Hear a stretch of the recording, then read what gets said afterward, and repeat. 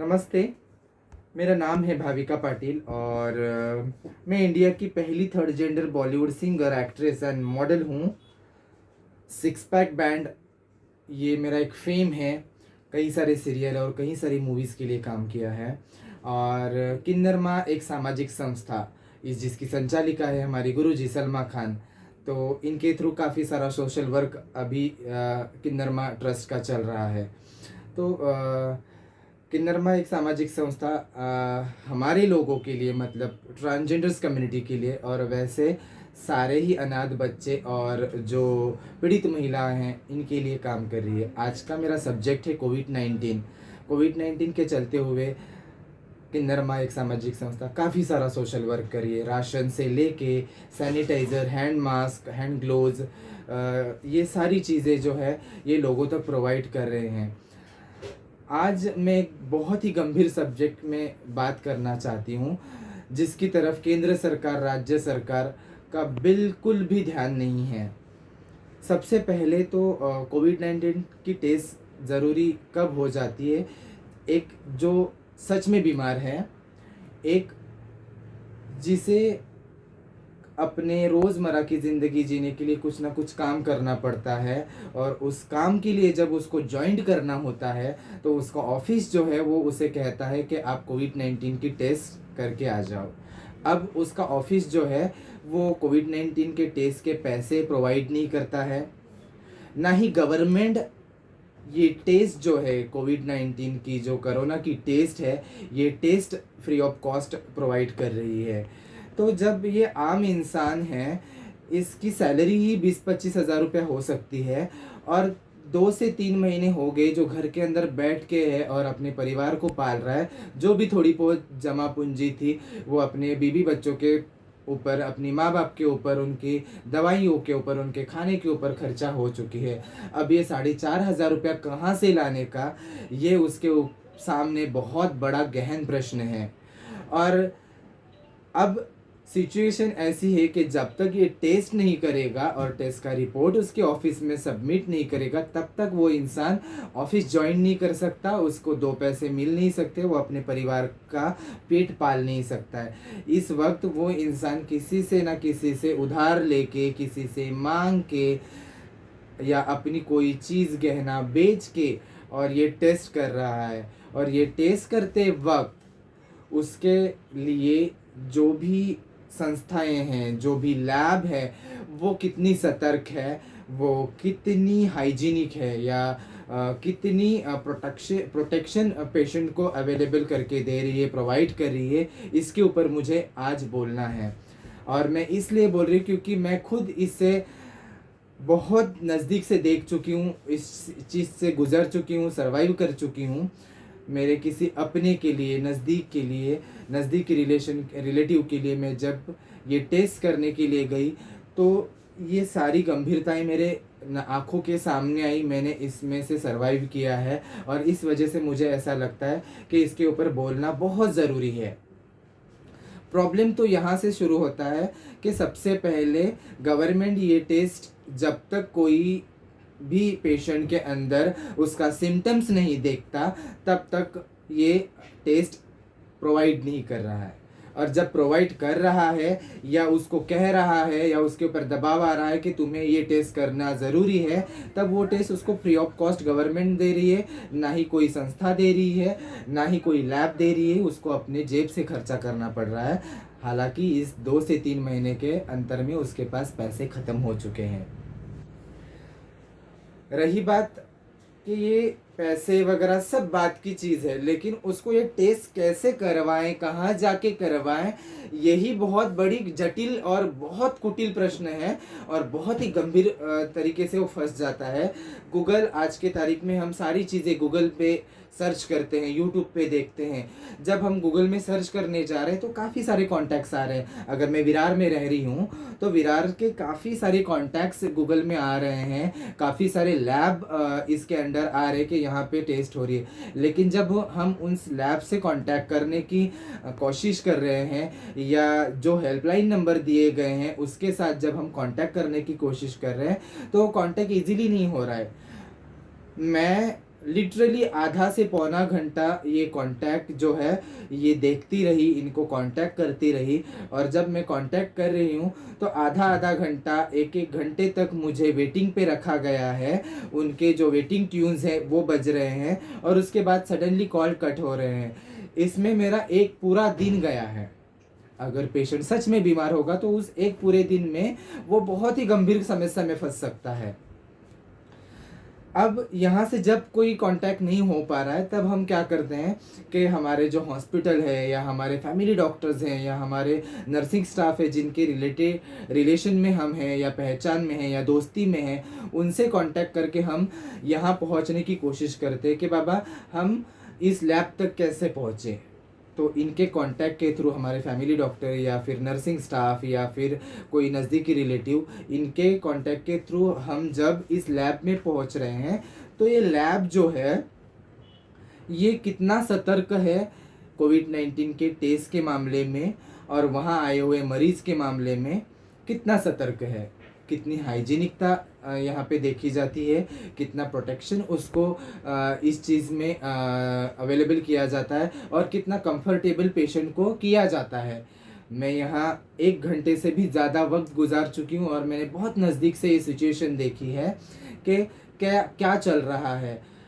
सारे डॉक्टर्स को आज मैं सलाम करती हूँ, सारे नर्सिंग स्टाफ को मैं आज सलाम करती हूँ, जितने भी लैब है जो सेवा में सतर्क है मैं उनको सलाम करती हूँ। लेकिन जब मैं नज़दीक से देख चुकी हूँ कि उनके तलक की जो सिक्योरिटी है वो सिक्योरिटी बहुत अच्छे से देखी जाती है, बहुत अच्छे से हैंडल की जाती है, लेकिन पेशेंट की सिक्योरिटी कितनी अच्छे से हैंडल की जाती है ये भी तो मैं देख चुकी हूँ। जब कोई एक संशयित पेशेंट या फिर जिसके ऊपर डाउट है या जिसके ऊपर सिम्टम्स हैं उसको जब लाया जाता है तो उसकी टेस्ट एक कमरे में लेके जाके की जा रही है। टेस्ट के लिए विदिन 10 से 15 मिनट से 20 मिनट लगते होंगे, सेकेंड लगते होंगे।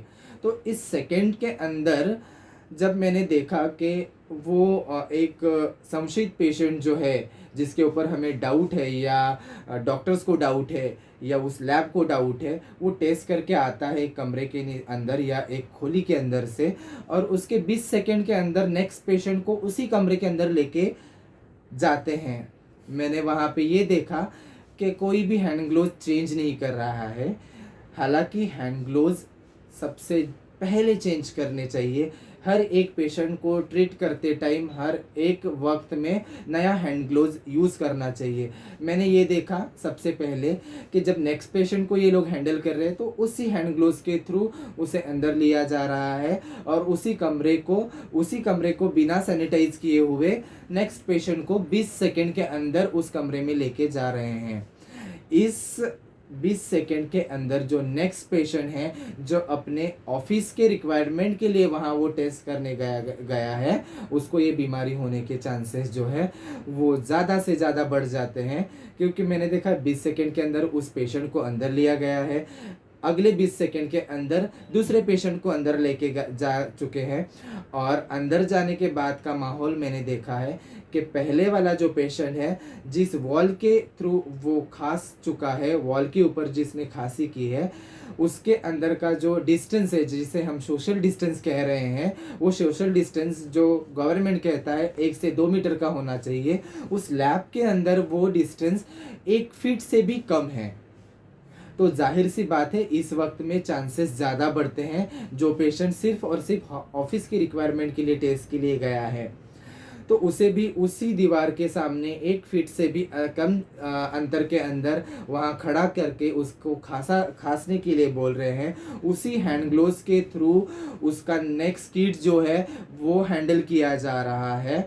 तो उस उतने एम्पायर में जो वो विषाणु है, वो विषाणु जब वो श्वास लेगा, जब वो ब्रीथ करेगा तो उस पेशेंट के अंदर जाएगा और जब उसे तुम स्वैब टेस्ट करोगे तो वो स्वैब टेस्ट जो है वो 90% से भी ज़्यादा परसेंटेज में मैं कहूँगी कि संभावना बढ़ जाती है कि वो पेशेंट जो है वो पॉजिटिव आएगा, जो हालांकि पॉजिटिव नहीं है। अब असली स्ट्रगल जो है ये टेस्ट की रिपोर्ट आने के बाद होता है। रिपोर्ट 4 दिन के बाद आता है। पेशेंट के अंदर कोई भी सिम्टम्स नहीं है, पेशेंट को कोई किसी भी तरीके की कोई भी ऐसी एक भी संशयित चीज़ नहीं दिख रही है कि उसको खांसी नहीं दिख रही, उसको सर्दी नहीं दिख रही, उसको बुखार नहीं है, ना ही वो वीक लग रहा है, ना उसे सांस लेने को तकलीफ है। वो गए 2.5 महीने से पेशेंट या 1 महीने से अपने घर के अंदर है, और वो पेशेंट 4 दिन के बाद जब अपनी रिपोर्ट देखता है तो वो पॉजिटिव आ रही है। तो how can possible it is. मैं ये भी नहीं कहती कि हर वक्त में वो पॉजिटिव नहीं आ सकता, वो आ भी सकता है, लेकिन जहाँ तक मैं ये जानती हूँ कि पेशेंट 2.5 महीने से घर के अंदर है, जो किसी के भी कांटेक्ट में नहीं है और उसमें कोई भी सिम्टम्स नहीं दिख रहे हैं, वहाँ पे उसको पॉजिटिव आने के चांसेस ना के बराबर के होते हैं, और वो हाँ के बराबर हो जाते हैं क्योंकि वो पॉजिटिव आ जाता है। अब सही स्ट्रगल जो है ये 4 दिन के बाद होता है, क्योंकि जब वो सोसाइटी में आता है अपने, और जब रिपोर्ट जब गवर्नमेंट के अंदर गवर्नमेंट को सबमिट की जाती है कि इस एरिया में इस सोसाइटी में XYZ पेशेंट पॉजिटिव है, तो गवर्नमेंट जो है वो उस सोसाइटी में पहुंच जाता है और उस पेशेंट की कोई भी सिक्योरिटी ना रखते हुए, कोई भी गोपनीयता ना रखते हुए उसको वहाँ पे डिक्लेयर किया जाता है। तो उस वक्त ये जो सोसाइटी है, आम जनता है, उस पेशेंट को एक बहुत बुरी नज़र से देखना शुरुआत कर देती है। जैसे कि हम देखते हैं 20-25 साल पहले या 50 साल पहले जो शेड्यूल कास्ट के लिए देखा जाता था, SC ST कास्ट के लिए जो उच्च वर्ग लोग देखते थे कि उनको पानी नहीं देते थे, उनको खाना नहीं देते थे, उनके पास में नहीं बैठते थे, उनके घरों के सामने से गुजरते टाइम छीथू करते थे, और सेम थिंग आज इस ऐसे पेशेंट के लिए भी हो रहा है कि उसको बहुत ही बुरी तरीके से देखा जा रहा है, ना उसको किसी चीज़ के लिए पूछा जा रहा है, उसको बहुत ही बुरी तरह से देखा जाता है, उसके घर की तरफ बहुत बुरी तरह से देखा जाता है। लोग उसको जब देख रहे हैं तो थूक रहे हैं, छी थू कर रहे हैं। तो इस वक्त वो पेशेंट बीमारी से नहीं मरेगा, वो पेशेंट जो है, जो बिल्कुल भी बीमार नहीं है, वो लोगों के टॉर्चराइज की वजह से, लोगों के हैरेसमेंट की वजह से बीमार हो रहा है, और उस हैरेसमेंट की वजह से वो ज़्यादा तकलीफ में आ रहा है। तो केंद्र सरकार इसके तरफ कितने नज़दीक से देख रहा है, उस पेशेंट की गोपनीयता कितनी प्राइवेट रखी जा रही है, उस पेशेंट का नाम जो है वो कितना प्राइवेट रखा जाता है। उसे जब होम क्वारंटाइन कर रहे हैं तो होम क्वारंटाइन में भी उसको वही तकलीफ है। अगर वो चाहे कि मैं हॉस्पिटल में जाके क्वारंटाइन हूँ तो वहाँ पे भी उतना ही डर है, क्योंकि आज के तारीख में बेड अवेलेबल नहीं है, और वहाँ पे पॉजिटिव, नॉन पॉजिटिव, डिटेक्टेड सारे पेशेंट एक साथ रखे जाते हैं, और जिसमें बिल्कुल भी कोई सिम्टम्स नहीं है, वो पेशेंट उस जगह पे रहने के लिए डरेगा, उस हॉस्पिटल में या जहाँ पे भी उसको रहने की सुविधा की है। उस सुविधा में हम देखने जा रहे हैं कि 50-50 लोग एक जगह पे हैं, 20-20 लोग एक कमरे में हैं, तो उसमें उस पेशेंट को या उस इंसान को बीमार होने के चांसेस ज़्यादा बढ़ रहे हैं। तो इंसान करे तो क्या करे। मैं बस इतना कहना चाहती हूँ कि इसके लिए बहुत ही सिक्योर रहना ज़रूरी है, केंद्र सरकार का, राज्य सरकार का। और जो लैब है, मैंने टेस्ट करवाई थी मेट्रोपोलिस लैब में, विरार वेस्ट में, और जो मेट्रोपोलिस लैब है जो कोऑपरेट करती है रुग्ण सेवा लैब को, जो विरार वेस्ट में तिरुपति नगर में है। तो मैंने यहाँ पे ये सिचुएशन देखी, ये पोजीशन देखी कि लोगों को किस तरीके से हैंडल किया जा रहा है। खुद की सिक्योरिटी तो बहुत अच्छे से हैंडल की जा रही है, लेकिन पेशेंट की सिक्योरिटी, ज़रूरतमंद जो इंसान है उसकी सिक्योरिटी उतने ही अच्छे से बिल्कुल भी देखी नहीं जा रही है। मैं ये कहूँगी कि जब ये इंसान ये सारी सिचुएशन से जब गुजर रहा है ना, तो गवर्नमेंट उसको बिल्कुल भी अच्छी तरीके से हैंडल नहीं कर रहा है, और जब पॉजिटिव मिल रहा है तब गवर्नमेंट उसको ना जाने कितनी बार कॉल करके परेशान कर रहा है। एक जगह से नहीं, हर सेंटर से उसको फ़ोन आ रहे हैं, आपने मेडिसिन लिया क्या, आपके बिल्डिंग को सैनिटाइजिंग किया क्या, आप कहाँ पे हो, आप होम क्वारंटाइन को हो क्या, या आप हॉस्पिटल क्वारंटाइन हो। तो फिर आपका जो एक दूसरे के साथ कनेक्शन है वो किस तरीके से है। जब किसी एक सेक्टर के एक ऑफिस को या सेक्टर के एक किसी सेंटर को जब ये जिम्मेदारी सौंपी जाती है, तो उसी सेंटर के थ्रू उस पेशेंट को एक कॉल जाना चाहिए और उसी सेंटर के थ्रू उस पेशेंट की हालचाल पूछने के लिए उसको कॉल जानी चाहिए, ना कि उस सिटी के सारे सेंटर के यहाँ से फ़ोन आने चाहिए। तो ये फ़ोन जब आ रहे हैं तो वो फ़ोन से भी तो पेशेंट जो है वो हरेस्ट हो रहा है, और ना हो बीमार होते हुए भी वो बीमार हो रहा है, क्योंकि लोगों का और गवर्नमेंट का जो टॉर्चर है वो बहुत ज़्यादा बढ़ रहा है। तो मैं केंद्र सरकार, राज्य सरकार और जितनी भी संस्थाएं हैं, जितने भी सोशल वर्कर्स हैं, सबको रिक्वेस्ट करूंगी कि इस चीज़ के ऊपर कृपया करके ध्यान दे दे। और पेशेंट के पास सच में पैसे नहीं है, इंसान के पास सच में पैसे नहीं है, क्योंकि 3-3 महीने से लोग घर के अंदर बैठे हैं। जो इंसान रेंटल बेस पे रह रहे हैं, उनको रेंट देना पड़ रहा है, लाइट बिल भरना पड़ रहा है, उनको मेंटेनेंस देना पड़ रहा है। गवर्नमेंट तो कह रहा है कि घरों के रेंट मत दो, मेंटेनेंस मत दो, लेकिन हम जब प्रैक्टिकल में देखने जा रहे हैं तो लोगों को रेंट देना पड़ रहा है, लोगों को लाइट बिल भरना पड़ रहा है, लोगों को मेंटेनेंस देना पड़ रहा है, हर चीज़ के लिए खर्चा करना पड़ रहा है। हालांकि ज़रूरत की सारी चीज़ें जो पिछले टाइम में कुछ कम दाम में मिल रही थी, जो इस लॉकडाउन के दौर पे मैंने देखा है कि सारी चीज़ें जो हैं 4 से 5 रुपए से महंगी हो गई। चावल 4 से 5 रुपए से महंगे हो गए, सब्जी 4 से 5 रुपए से और महंगी हो गई, मेडिसिन जो है वो महंगे हो गए, कपड़े वगैरह ये तो बहुत दूर की बात है। हमारे पास कपड़े हैं जो हम पहन सकते हैं, फट गए तो हम उसको सिल के पहन सकते हैं, लेकिन ज़रूरत की चीज़ें जो है, मेडिसिन जो है, खाना जो है, सब्जी जो है, ये तो हमें खरीद के खानी ही पड़ेगी, जो महंगी हो रही है। तो इंसान के पास, एक आम इंसान के पास ये सारा पैसा कहाँ से आएगा? इसके ऊपर केंद्र सरकार और राज्य सरकार ने बहुत नज़दीकी से, बारीकी से देखना चाहिए। केंद्र सरकार कह रहा है कि हमने 1500 रुपये लोगों के अकाउंट में जमा किए हैं। कितने लोगों के आए हैं? मेरे तो नहीं आए। कितने लोगों के आए, इसकी पुष्टि कभी किसी गवर्नमेंट ने की है? नहीं की है।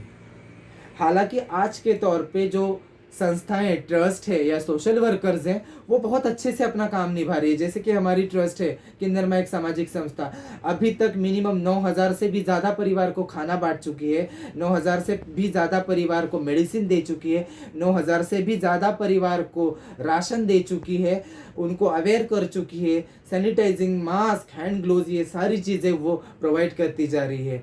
तो जब ये प्राइवेट सेक्टर्स या जो ट्रस्ट है जो इतना काम कर सकती है, तो गवर्नमेंट कहाँ है? गवर्नमेंट सोया है क्या अभी तक? प्लीज़ इसके ऊपर ध्यान दीजिए। Thank you very much.